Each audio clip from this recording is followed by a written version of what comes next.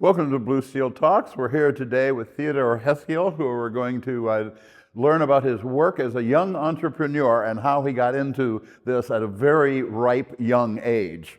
I appreciate having me here, Dave. Thank you.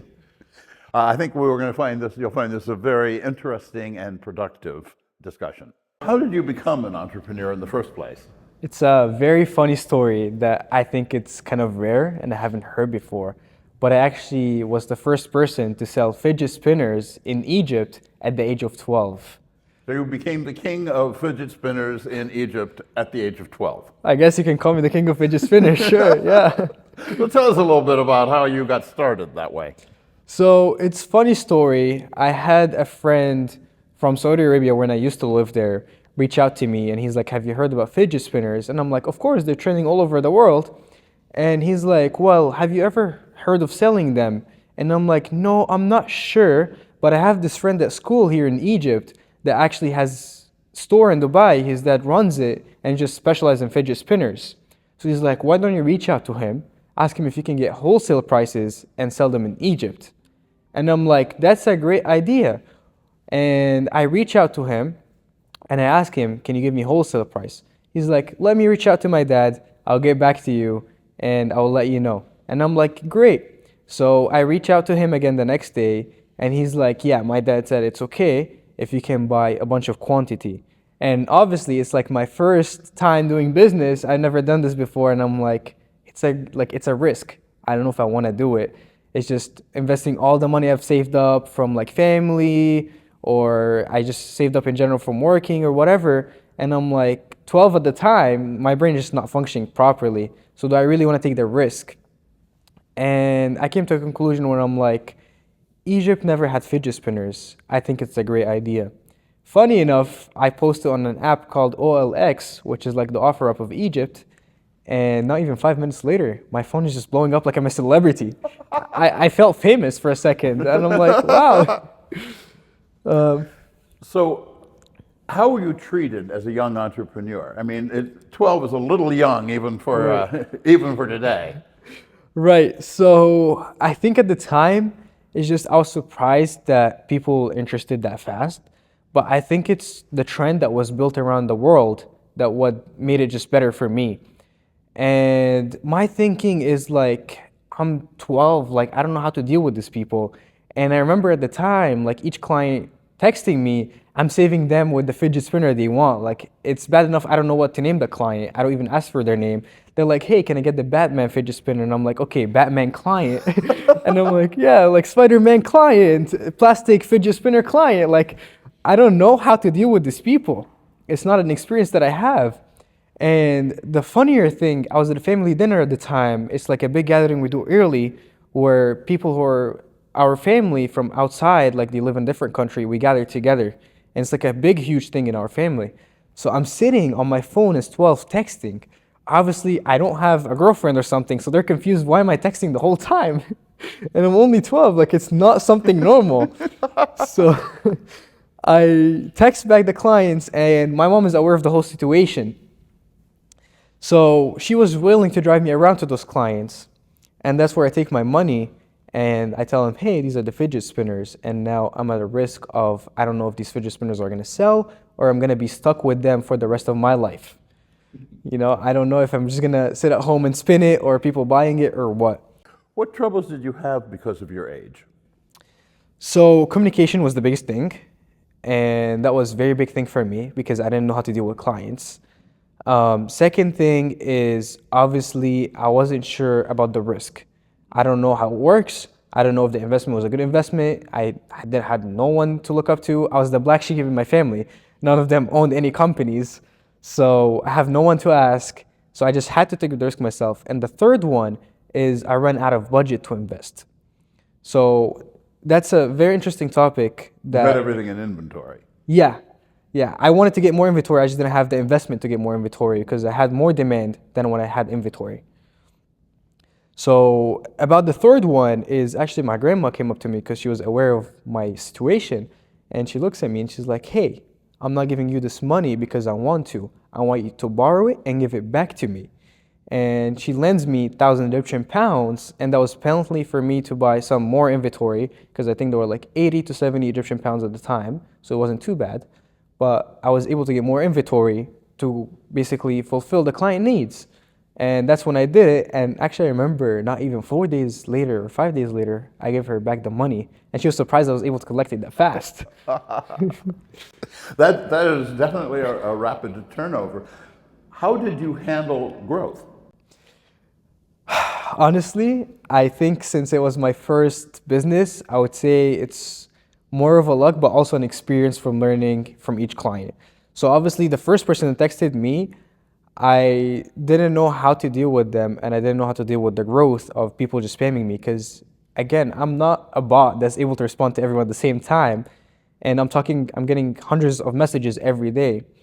So I think I handle it, but I started like just taking a deep breath, analyze what each one want, when do they want it, and then I kind of started setting a schedule for like, okay, I'm able to get you this at this date, and set them apart to the point I don't just try to get client needs as soon as possible, and instead try to provide them what they actually want with quality. And since I'm not manufacturing, obviously, like I can't put quality into this, but what I mean by quality in my situation is I set a deadline and I meet the deadline, and if I meet it early, they're even more satisfied. What was the hardest, what was the most difficulty you had during this? What did you fail at? What did people mistreat you? What's the worst thing you had to face? So I think one of the biggest thing I faced, obviously, my age. So people didn't take me seriously. But then what I learned from that is how to change my tone around to show people that I'm mature enough to deal with them. And I think when you do that is if you show that you're mature enough, people kind of start thinking less of your age because you're talking the same speech they're talking. So that was one of the things. Other thing is obviously communication. Since I never had, that was my biggest mistake. I will admit I lost some clients in the middle because I wasn't able to communicate them on time, and I wasn't able to reach them properly. Maybe I wasn't able to talk to them properly. So that taught me how to communicate with clients and know better and know how to deal with them correctly. And then the third one is obviously taking the risk. And that one, I never took a risk before in my life. I don't know how to deal with risks. And I didn't want to just be sad after because I never did this in my life. And again, as I said, no one in my family knows how to deal with risks. So I just had to send it and take the risk and see what's the outcome. And that's when I never regretted it, because worst case, you'll always go back to where you were. It's not like you're going to get down worse. No. I think you learned very early on what it takes entrepreneurs an awful long time to learn is get up. If you fall, get up and keep going. Right. What did you learn from this for the rest of your so far still short life? Right. I learned that there's always more to life than a normal job. And I wasn't aware of what's going on with it. Like I wouldn't know that you'd have to work more than a normal job. I didn't know that it takes risks. I didn't know that it takes days that you have to work until 3 a.m. and then wake up again at 7 a.m. And the big thing that I learned is just if you want to achieve a lot in life, you got to work really hard, more than you think you can do. People tell you work hard means go to school and stuff. And what I mean by that is, yes, that is hard work. I'm not saying it's not. But what I mean is you got to have 4 full-time jobs at the same time when you're trying to become more than standard. So that's the biggest thing I learned. It's not just hard work. I think if there was a word that's higher level than hard work, that would be the word for it. It's you gotta do more than what you're kind of capable of. You gotta get out of your comfort zone. Very far out of your comfort zone sometimes. How did you avoid the temptation of a young person who has a lot of money coming in, of spending that money on frivolous things? I'll admit it was tough. I don't think it was easy, especially the fact that I was 12 and people my age, they're just like getting money from their parents. But it was just me wanting to achieve more is what put the temptation aside. So every single penny I got, I just wanted to put back because I know there was potential to make this grow. So I always just wanted to reinvest. And I think my mind got locked on that. That was like, this is endless. Like it can never end. You can always reinvest and make more. It's just there isn't really a number you can stop at. You just always want more and more success. And I will admit, obviously, like I wanted to appreciate myself a little, so I used to kind of like maybe take 100 Egyptian pounds and go to like watch a movie or eat out with my friends and stuff, but that would be my little appreciation. But it's not like I went out and like, for example, bought a new iPhone or, I bought like, I don't know, a luxury bag or something like that. And instead, it was always that I wanted to achieve more, and that's what helped me the most. It's just always reinvesting back into the business. That was the biggest thing.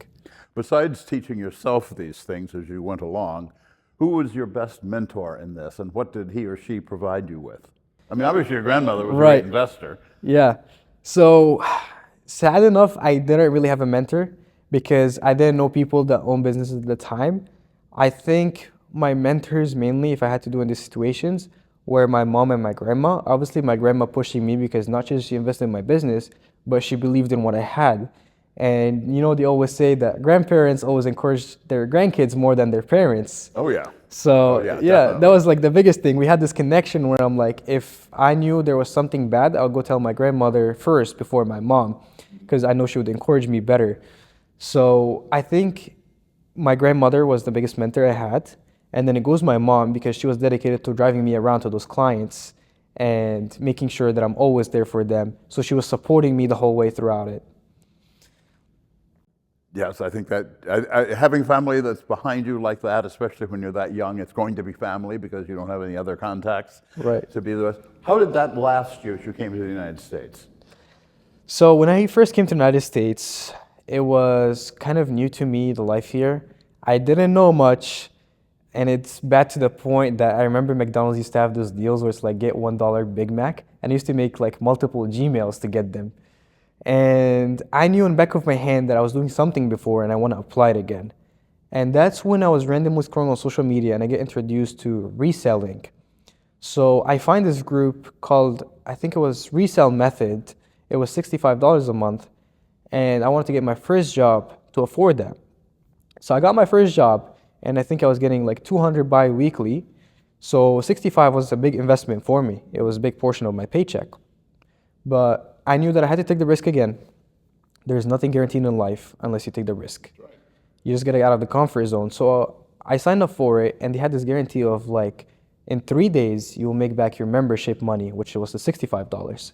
And I'm like, okay, that's a decent guarantee. I'll sign up. It makes me more confident. And I signed up for it.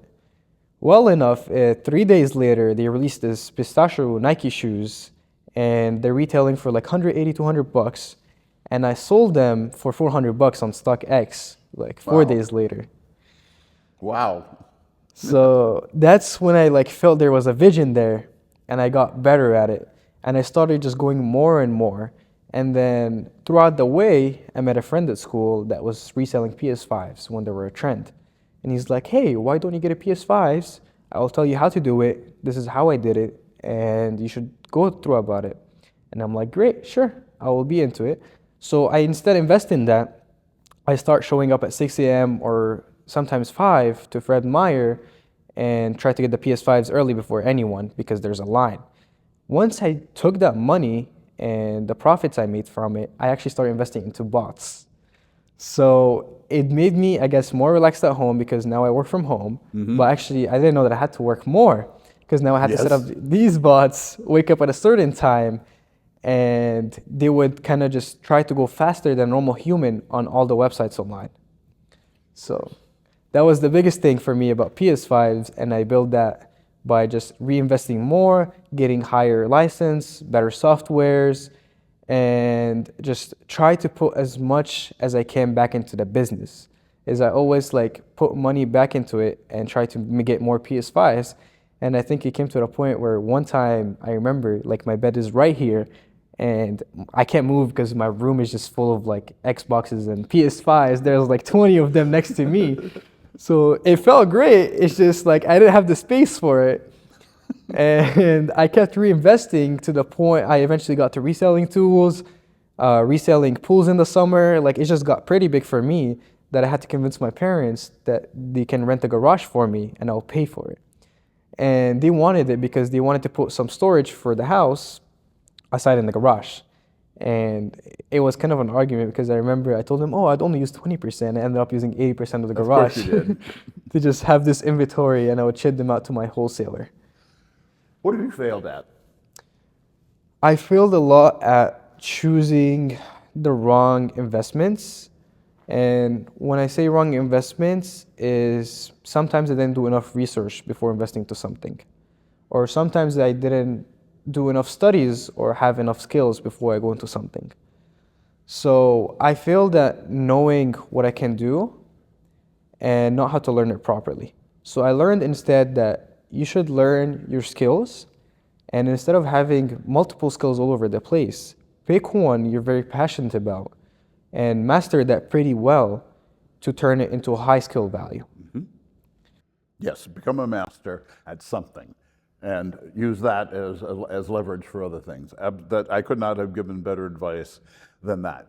Was some more on there? Did you have a question? Questions are all done, Dave. So what you can do is give a little bit of an input of the story that you just heard of Theos. Give a little bit of input about it. Say, Sure, I will.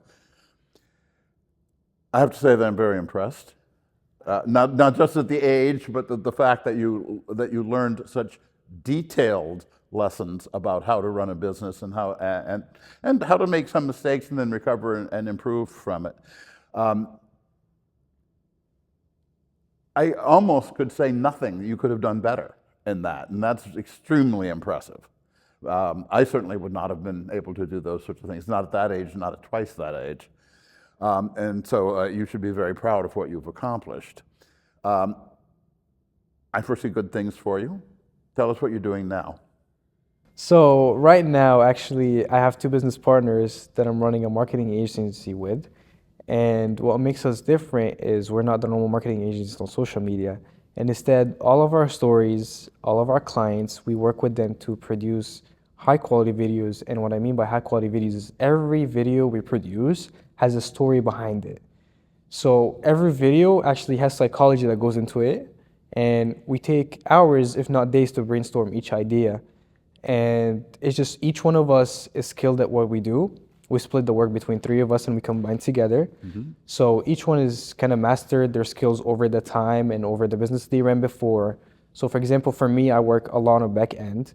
So I've came to the point where I know my stuff. I know that how it's gonna run. And if anyone comes to me with a problem, I'm like, I have your solution. And most of the time, I don't go to a client and be like, let me look into it. And instead, I've always have an answer on the back of my hand. Good. I would add to it that I'm a client of theirs. And so that's how much I believe in what they're doing. Thank you for listening to Blue Steel Talks. Thank you, Theo, for your both entertaining and instructive history. See you next time.